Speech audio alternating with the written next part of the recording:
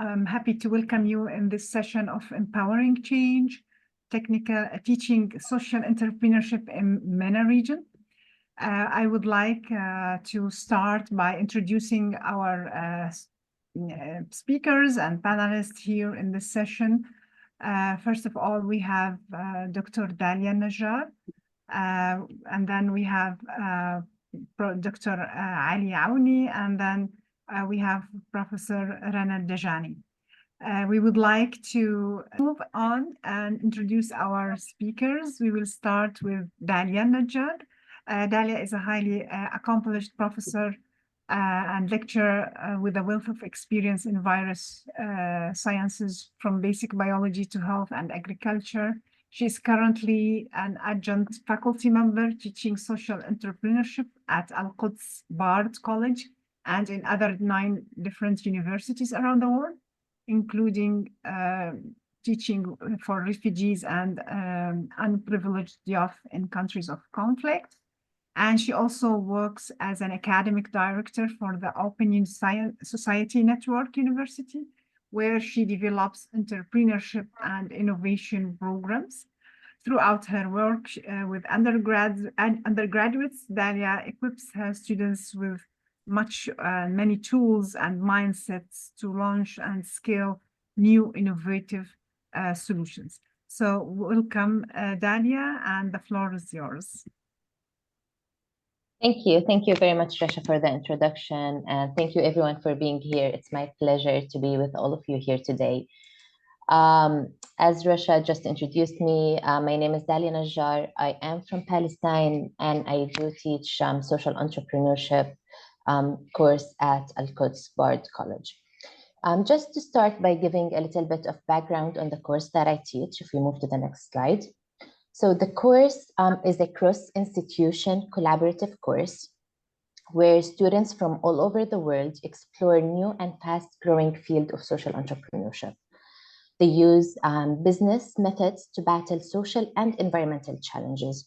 So students learn and practice critical analysis, persuasive writing, oral communication, quantitative reasoning, design thinking, and group social dynamics through in-person lab and synchronous online learning with students from different universities at different levels, ranging from, we do have undergraduate students, we have MBA students, we have EMBAs.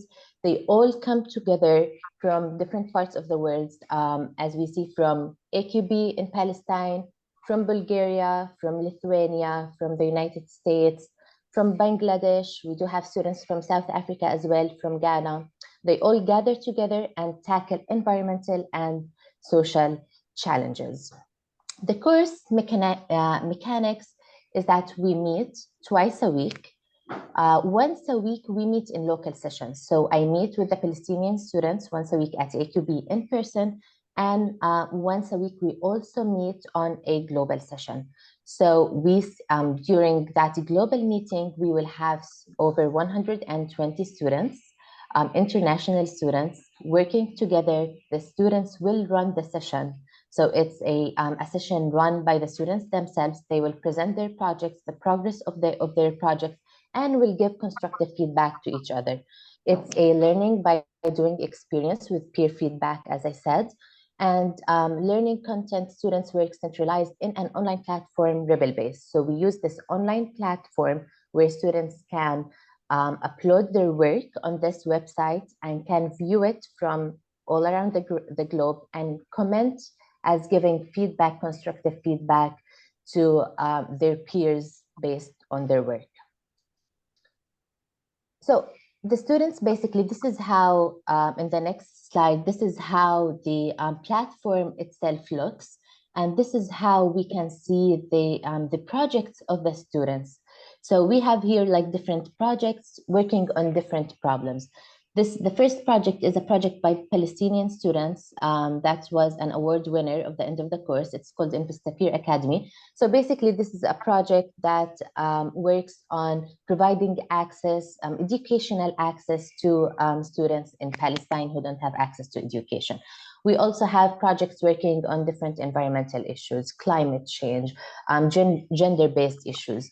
And all those projects are built in this online platform, and many teams are international. So you would see students from Palestine working with students from Bangladesh on the same project and trying to find methods to implement it in different parts of the world.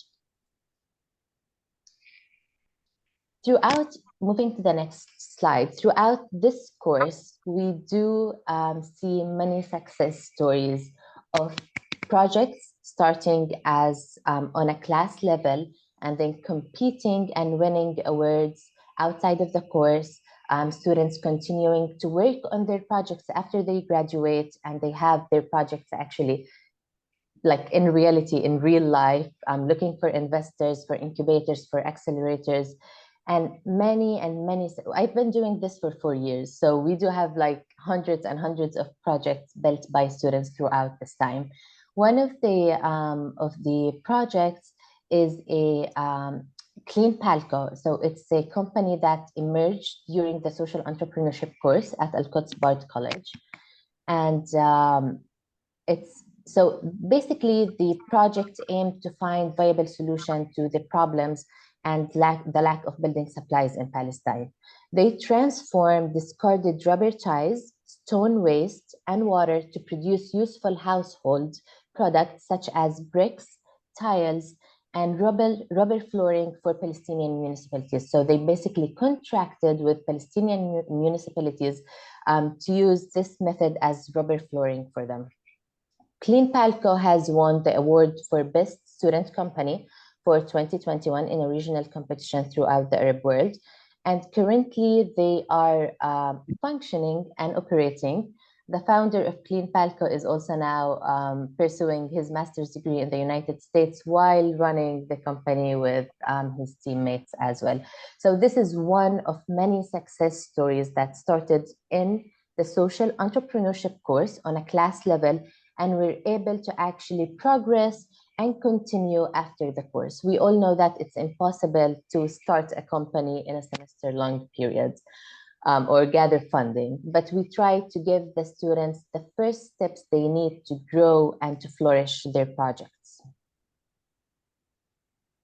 In addition to this course, we founded actually the Certificate of Sustainability and Social Enterprise. So this certificate provides leadership training in the critical thinking and skill sets needed to create and build social enterprises, both non-profit, mission-driven or mission-driven for-profit organizations. So what it does, it offers a focus on sustainable business, theoretical perspective, and concrete tools designed for students from all disciplines.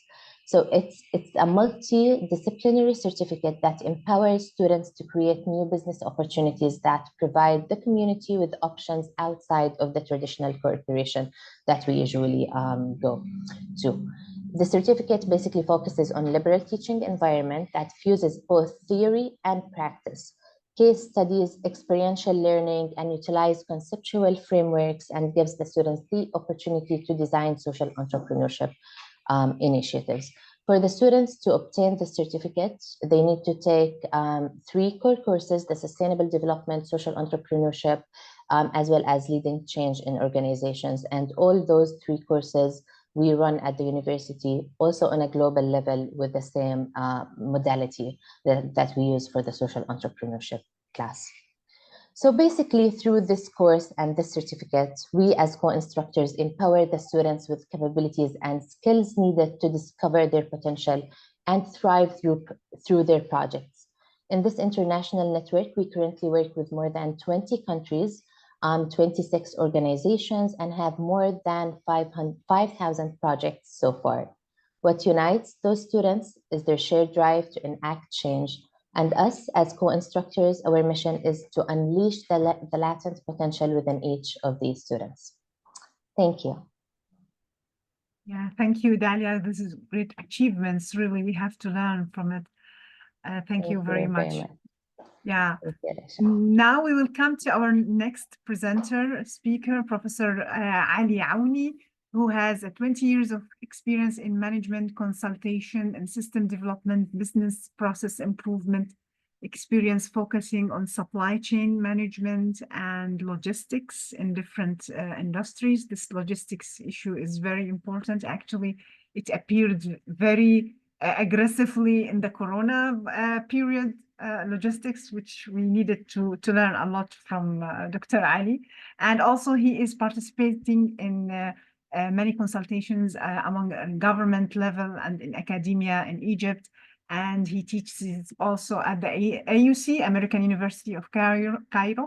And his research interest is in applications of operational management in Egypt, especially among SMEs, supply chain, and upgrading the operations for Egyptian exporters and suppliers. Please, we would like to hear from you, Professor Ali, on your experience on social entrepreneurship.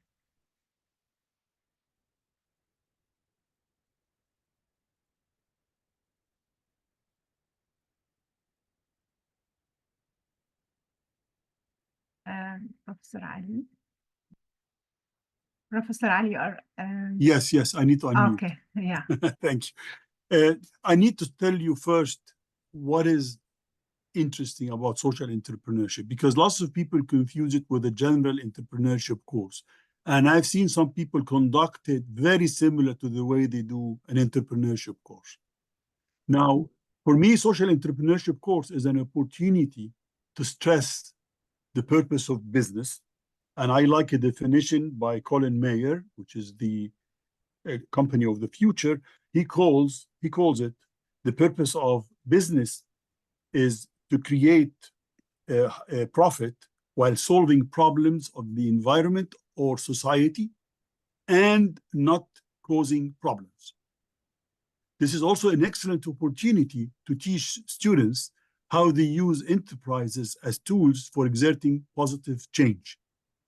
Now, obviously, from the social part, you need to stress what is impact. Impact as a globe integral concept that goes beyond profit, and it goes beyond profit for the stakeholders, to go to the stakeholders, not just the stockholders. The main objective, the underlying objective, you want to create social change agents who can use social entrepreneurship as a tool. And I'll have to admit outright, this goes beyond the scope of a one course. It will take you probably the whole duration of the tenure of the students at the university. Now, obviously, there is an explosion of definitions that comes there. When you talk, for example, about social enterprises, you would want to let them know what is the base of the pyramid, what is poverty. You want them to get to know these concepts like triple bottom line, which is and the extension of it, what is called the green swans. You also want to talk about donut economics, planetary boundaries. I mean, recent trends that talks about whether it's the environment or the social aspect of businesses. You need to teach students how to exert change. Now, exerting change is really a little bit of a systems dynamics when you talk about levers of change and that kind of a thing. Now, the interesting thing you'd want to talk about, stay in the previous one, please. The interesting thing could you go back in one slide, please? Yes.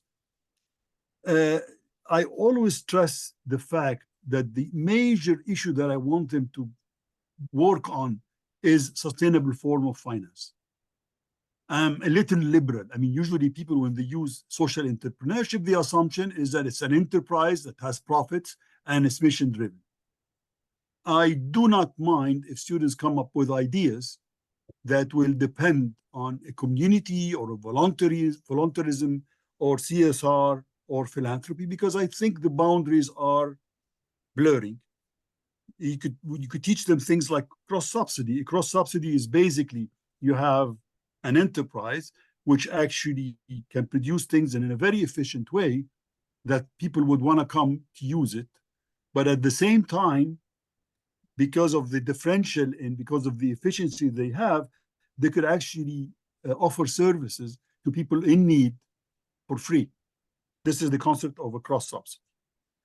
Now, when you talk about impact, when you move the second slide, please, when the concept of impact is very much, I mean, for some people it is generic, some people it is very vague, but the two things you'd want to stress for them, first, that it does not happen by chance, it's by design.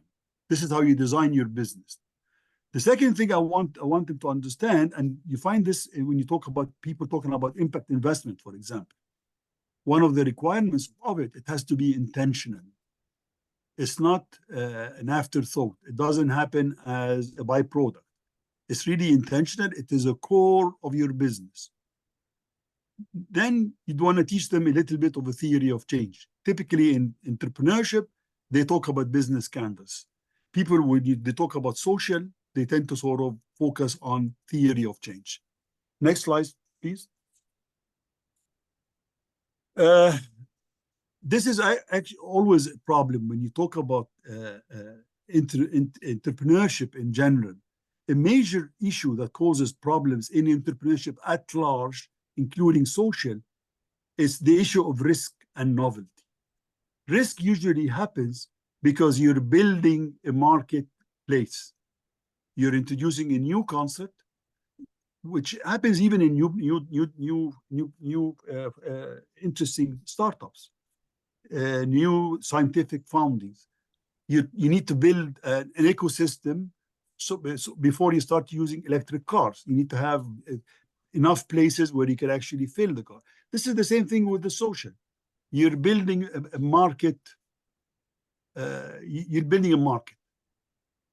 And then you'd have to tell them about finance and the whole spectrum that goes from pure, I'm cutting up my money, philanthropy, grants, all the way to banks.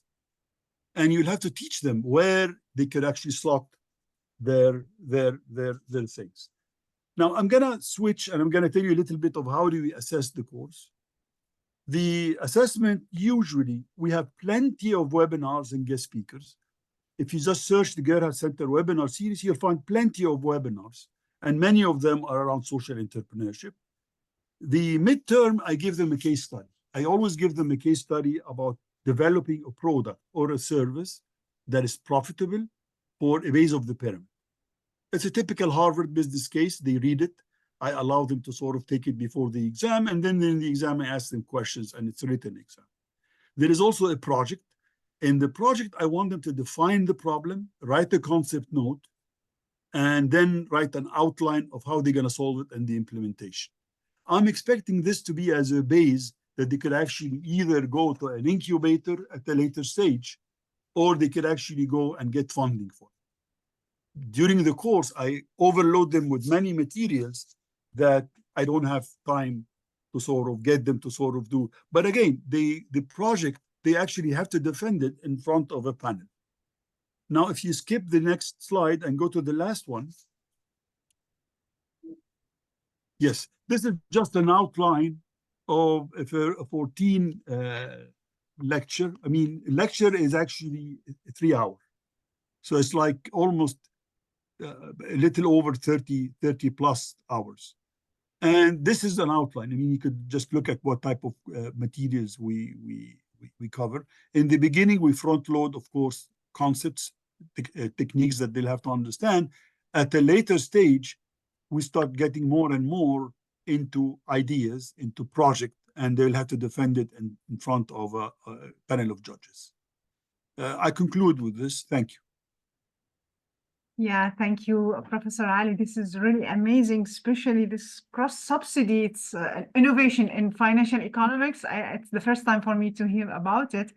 And yes, the risk assessment for any project is a need, especially for such a new social entrepreneurship project. We really thank you for these innovation ideas and for your course materials. Maybe I will contact you later to have some of this syllabus to help me in my new initial course in social entrepreneurship in the future at the Hashemite University. Thank you, Professor Ali. My pleasure. Yeah.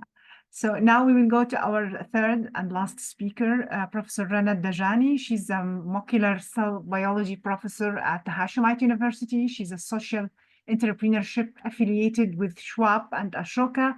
And she's a global thought leader, a writer, the founder of the initiative We Love Reading. And she's the president of the Society for Advancement of Science and Technology for the Arab world.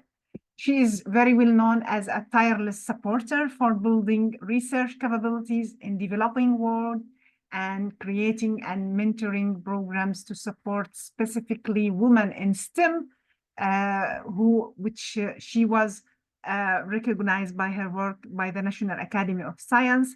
And she conducts studies and participates in planning, implementing, and carrying out policies intended to achieve such goals.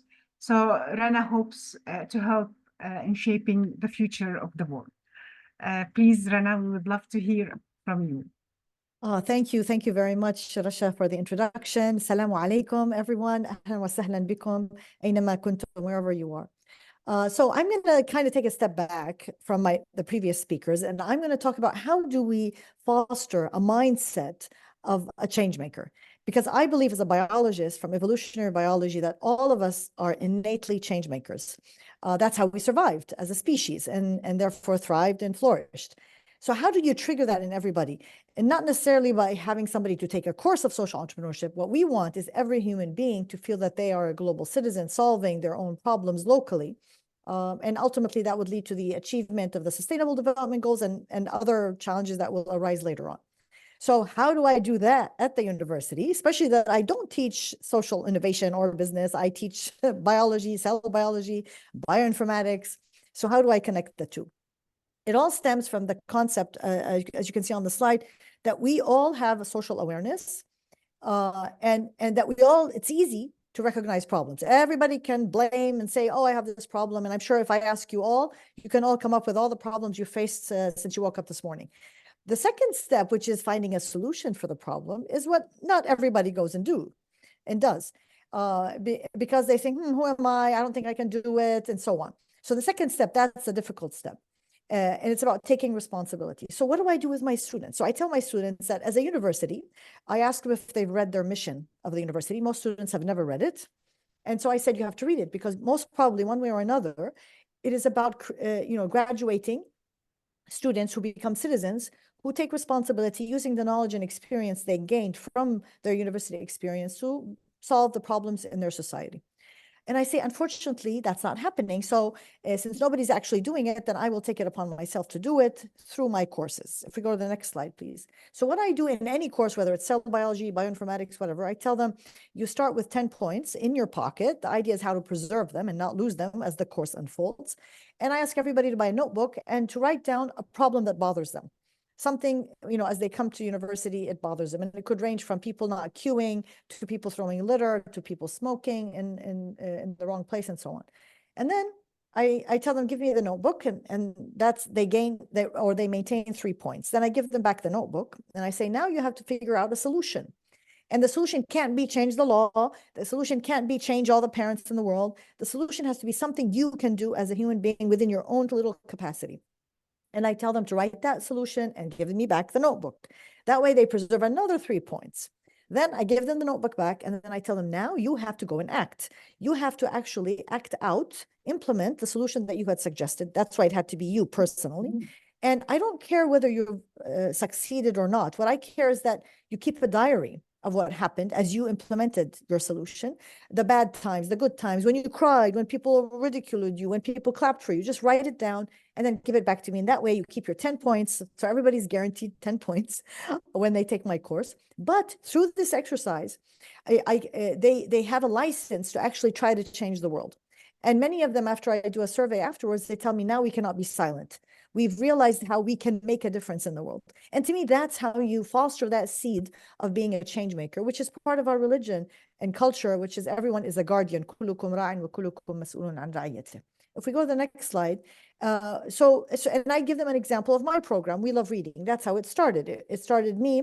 I have my job. I'm a professor. I'm a scientist, but I found this problem that bothered me, which is children don't read. I thought of a solution that I could do, which is I gather kids and read aloud to them without worrying about, the big picture. And I did it regardless of challenges and everything. And here we are today in 69 countries around the world. So that's one thing we do, and we call it the Community Awareness Project. And I do it in every class. And if anybody wants to do research on the Jordanian society, I have tons of notebooks of years of students identifying problems and coming up with solutions. Next slide, please. Now, the second thing I do is I implement something called service learning. So service learning is a pedagogical tool where instead of the students sitting in class and not remembering 10% of what you say, I turn them into people who go and teach or share the knowledge that they should have gained in the classroom to a sector of society that is in need of that knowledge. And I become very creative since I also only teach cell biology. And in that case, the student sees themselves as people who serve their community rather than a burden on their community, right? Especially with unemployment. They get a handle of how they can actually use their knowledge and experience and expertise to better their community. And so, for example, if we go to the next slide, for me, when I teach cell biology, I have to be very creative, just like that, to come up with a good way to do it. So I tell my students, we can be very imaginative. When we think of sectors in need, immediately we think of poverty. But no, I was thinking of journalists who don't know how to report on science. That is poverty in that sector. So we can be very creative with that, of what poverty means. Or lack of something. And so my students have to go find articles in newspapers, in the local newspaper, that are wrong, that report something scientifically wrong related to health or life, or climate change, but is wrong. And then they have to write a letter to the editor to say why is it wrong, whether it's plagiarism, misinterpretation, or whatever. And then so they, first of all, they have to go read a lot. So that's the learning. And the service is that they're serving the journalists to become better journalists through this activity. And they realize that their own responsibility as students of taking care of their community and not just waiting for somebody to come and solve their problems. Next slide, please. The other one that we also created at Catalyst 2030 is People's Sustainable Development Goals report. So usually countries and governments compile their data and send it to the UN on how their country works.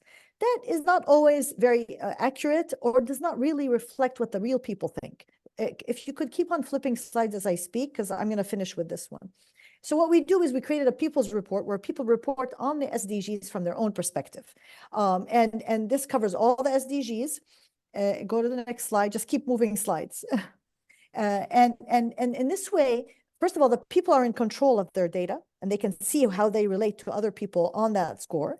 But second, this gives a chance for my students and professors at the university to see and compare between the government report and the people's report and see, do they align or not? And if they don't, where are the gaps? And this also allows them to invite researchers to do research, or private sector to fund particular stuff that are actually really filling the gaps, rather than some hypothetical thing that we end up doesn't really help. If we keep on going. So the People's Report was done in 43 languages. We haven't done it for a few years, but the idea is that we, inshallah, will have funding to do it again. But even so, it becomes a tool of data that one can play with and experiment with. Keep on going with the slides, please. Now, the last thing is how, as we scientists then, we need to work with social entrepreneurs to align the goals of the scientist who wants to be promoted, who wants to get recognition at the university, with the needs of the society, hence the social innovators. That way you can actually not just develop better programs, but you can also develop better measuring impact, because the professor will be measuring and studying those programs or initiatives that have done. And we actually did a competition of professors creating their own social innovative projects and then evaluating them. And we have also advocated for universities to create their legislation and bylaws to include the Sustainable Development Goals. This is something we did, Rasha and I, for our university. And now universities actually, for their ranking, have to have this in their legislation. So that's another way to encourage professors and social innovators to work together so that the ranking of their university goes up. And lastly, we have a new UN resolution, the UN Social and Solidarity Economy, that actually gives us a tool to advocate governments and private sector to support social innovators and professors, scientists, to adopt this approach. And last slide. Yeah, and so that's why Catalyst is so important, and this academic hub is so important. Next slide. Yeah, and I'll end here by saying everyone is important, and it's the butterfly effect, or for me, the chaos theory in physics, that every action counts, although it's small. Just like the butterfly, when it flutters its wings, it moves the wind a centimeter. There's a hurricane in time and space beyond that we can imagine. So be those butterflies of change. And I end with a memorial and acknowledgement of my academic fellows who have been killed in Gaza. I always acknowledge them in every talk I say so that we remember them and advocate for them, because social innovation alone is not enough. All the social innovators in Gaza would have not helped Gaza. You need the activists to say what is true and to break the structural barriers that stop us from equality, security, and for all humans all over the world. Thank you very much. Oh, and that's my book. You can read it if you want to know more. Yeah, thank you, Rana, for this excellent presentation. Really, we always learn from you every time and then. And I hope your students will still love you, because you are giving to them too much multitask assignments in your courses. So I hope things are okay with you and with them. And really, it's exciting experience. So some discussions with the panelists. So my first question will be to Dalia. If I can ask you, what is the challenges that are faced by female entrepreneurs in the MENA region through introducing and teaching your course of social entrepreneurship?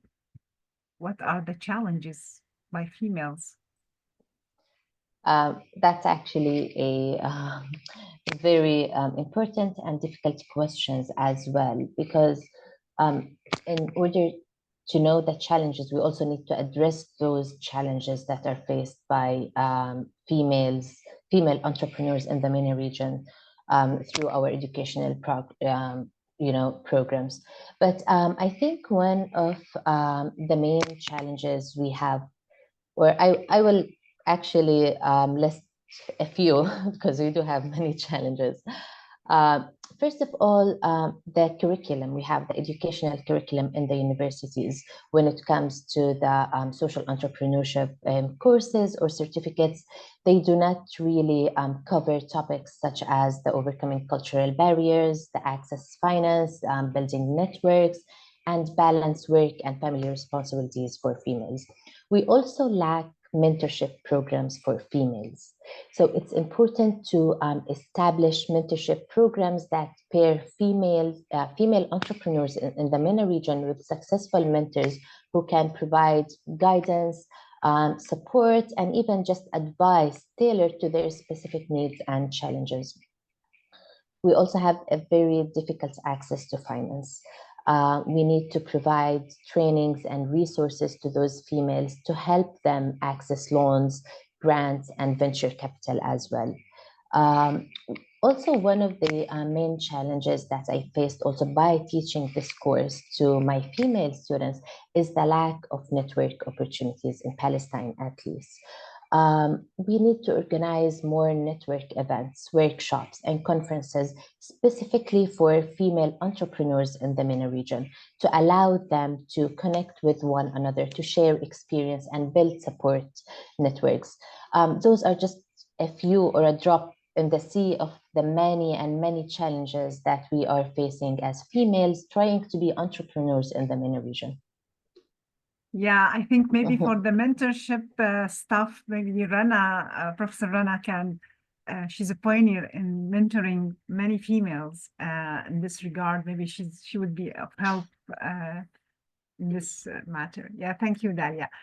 Now for Professor Ali, if I can ask you how someone like me as an educator would include social entrepreneurship in my curricula as teaching in the MENA country or in the MENA region. So how to include it in my curricula, the social entrepreneurship? Okay.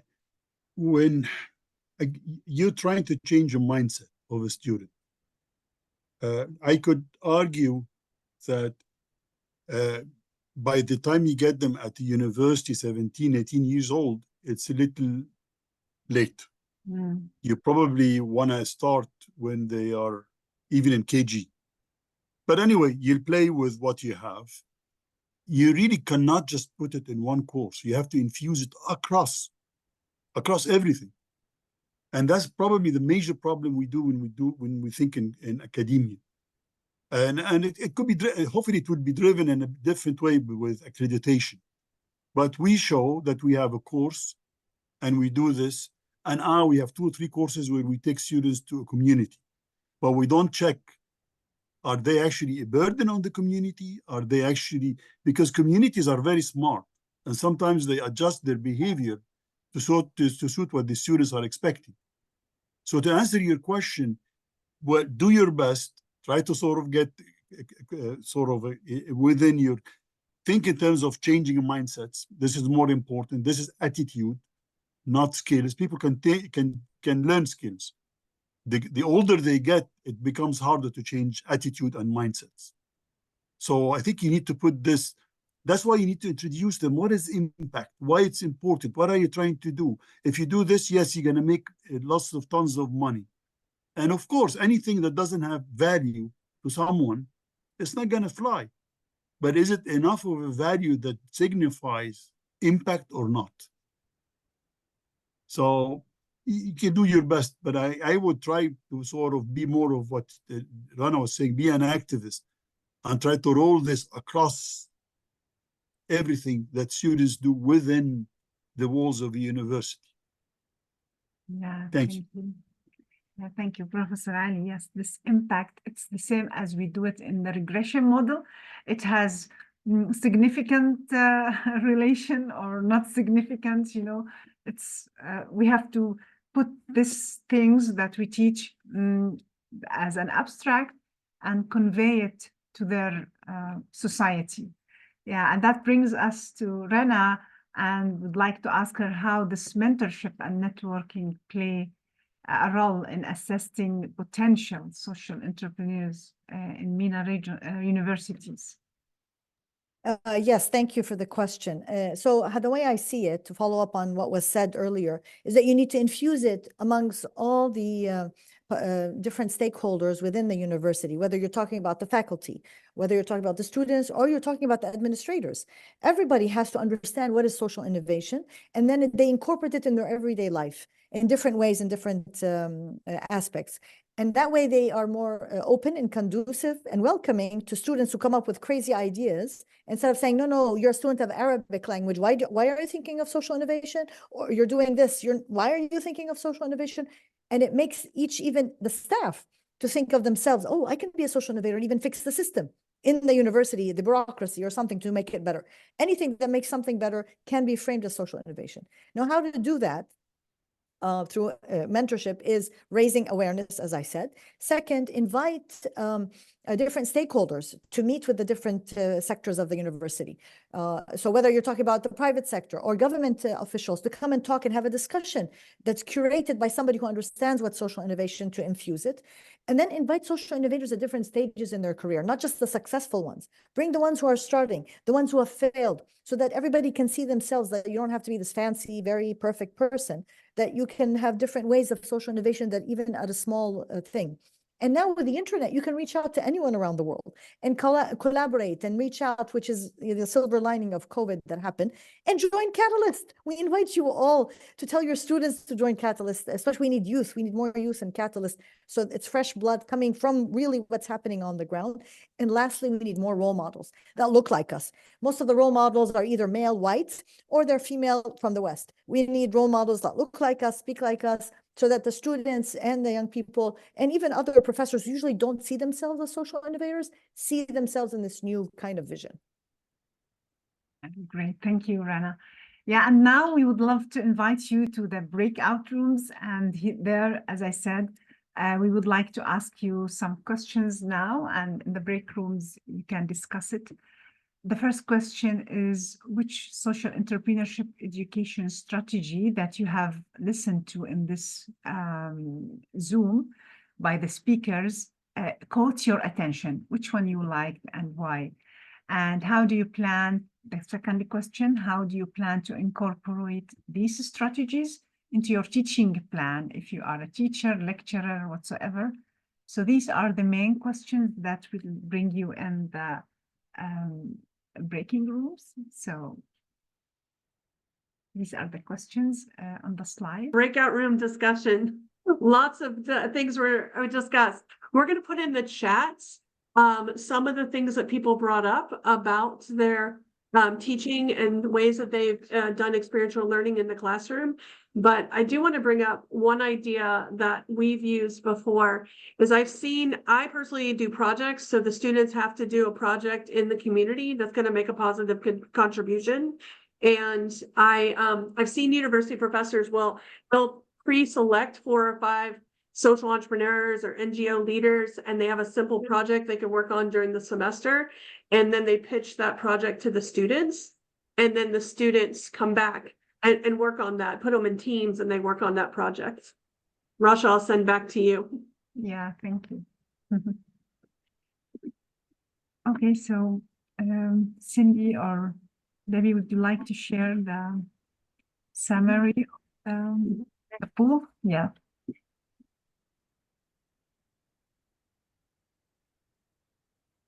You want to do it, Cindy? Yeah, sure. We want to thank everyone for being here today, and we hope you got something from the session. Please share on the chat what made you grateful today, whether it is related to the session or not. We would like to know how it went for you. And yeah, we'll give you a couple of time. And in the meantime, I will share a poll with you. So you can tell us more about what you liked about the session.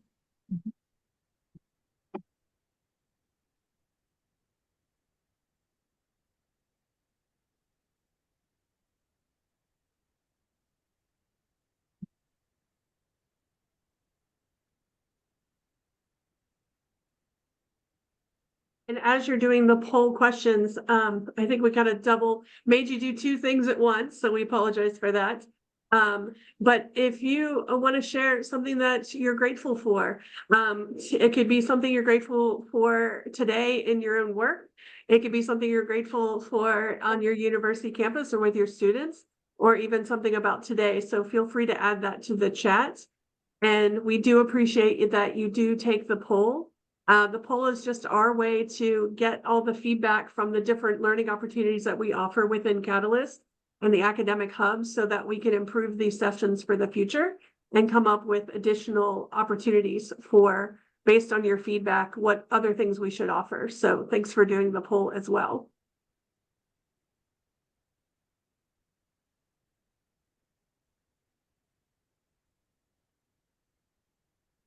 Okay, so in the time that you are doing the poll, I would like to go over and tell you a bit more. So if you would like, you can always join the MENA Academic Hub through the member portal. In this way, it can be easier for you also to get notifications and to be part of this community and be first to know about all the sessions that we are preparing. And I will, of course, share all the links on the chat. And meanwhile, if you are an educator and if you are interested in inviting a social entrepreneur in the classroom, please join us and fill out the form that we are going to share. So in this way, you can have the opportunity to hold sessions in your classroom whenever you are. So this is one of the things that we would like to share with you. The next one, please. Yes, pretty soon we are coming up with a Medium website, a Medium page for us to share all the articles. So if you are interested in that too, you can always contribute, or if you have any questions, you can reach out to us, and I will leave you in the chat all the contact information. Next one. Lastly, one of our most important weeks of the year here in Catalyst, Catalyzing Change Week for you. It's coming soon, in less than a month, from 6th to the 10th of May, where this year we are hosting different events from all the fields and which you can be interested in. And feel free to register in the one that you like, and we hope to see you during that week too. As always, don't forget to follow us in our social media. And yeah, we are pretty much there all the time, posting about all the events, so you can always find us there and join us. And since we do have 5 more minutes left, we did a great job at kind of rolling through the closing there. We would love for all of you, if you have something to share that was in your breakout room discussion about a teaching resource that you were using, please share that in the chat. Or actually just unmute and share it as well. That works as well.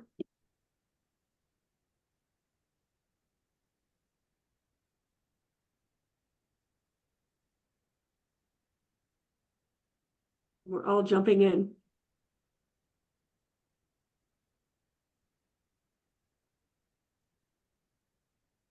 Dalia or Ali, was there anything in the breakout room that you wanted to point out, or any other additional comments that you had? I think one of the we barely had enough time to do everything, but I think the main theme is that sharing of syllabi are very needed, very much recommended, because instead of working in a silo of one, you would want to share what others are doing and cross fertilize what you're doing with other ideas.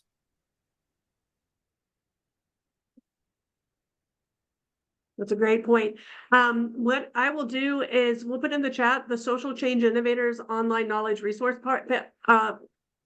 platform was developed in 2018 for educators who are teaching in this space. So we have topics in social entrepreneurship education, and there's a module in Enable that also talks specifically for academics. And there are some syllabi in there, but we would love to see more, especially newer ones. Yes. They're a little bit outdated. Mm-hmm. And I saw a couple hands up, but they're down now. Yes, I guess you said I would Read be the up. next. Yeah, Mhm. thank you. I wanted to say this because you, was a facilitator in the breakout room, and I thought to highlight it because it's very key. Anyways, my name is Rita, and I work with the African Social Enterprise Workshop. It's a pleasure to be here, and I must say it has been an insightful and profound workshop. I learned so much from all the speakers that had something to say to us. So I wanted to say you actually highlighted something which is very important, because I know that if we try to get the very young ones on time to get to know about social enterprise and social change, the job will be easier. By the time they are getting to the adult age, they are already so focused about doing social change and contributing to the society. Now, you said something, you said, instead of asking a child what he would want to be, or she would want to be, or they would want to be when they are grown, it is best to ask them the social problem or challenge that they would want to solve in the society when they are grown. You know how it is. So the child or whoever it is starts to think of what problem is around to be solved. And by the time they are grown, they're already picking on those issues and they are solving them.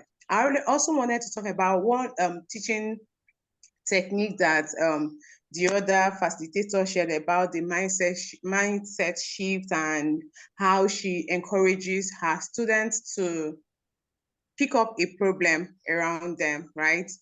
Identify the problem, provide the solution, and go ahead to implement them. Whether you fail or not, it's not about you failing, it's about ensuring that you put a work into it. And also that really stood out for me. Thank you, everyone that shared. Thank you. That's great. And as we close the session, thank you so much for our moderator, Rasha, for the amazing job moderating the session. She's also the co-chair of the MENA Academic Hub. Ali and Dara, we're super happy that you were able to join us as well and share your insights into your classroom. We will follow up with the recording and some other resources on teaching social entrepreneurship. And we thank you all. So in true Catalyst fashion, unmute and say goodbye to our speakers and thank them. Thanks all. Thank you. Bye. Thank you, Debbie.